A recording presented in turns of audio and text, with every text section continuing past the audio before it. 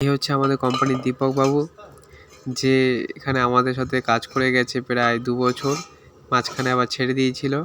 তো সেখানে ওয়েল্ডিংয়ের কাজ শিখতে গিয়েছিল 2 মাস, তারপর বলছে আমি চোখে প্রবলেম হচ্ছে নানা রকম, তো টাকা সেভাবে দিচ্ছে না ওখানে।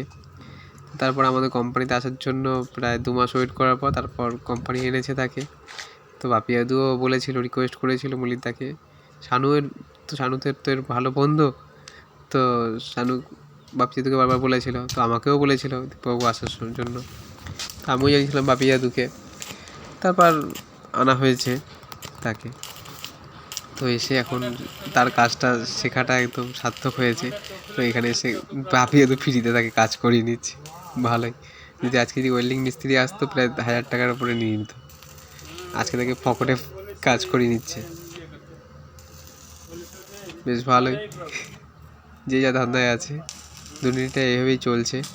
তো আমিও পাশে বসে আছি রাত থেকে কাজ শেখার জন্য। তো আমিও কিছুক্ষণ করছিলাম, আমার চোখে জ্বালা করছে, তা আমিও চশমা পরে একদম রেডি হয়ে গেছিলাম, দেখাচ্ছি এই যে।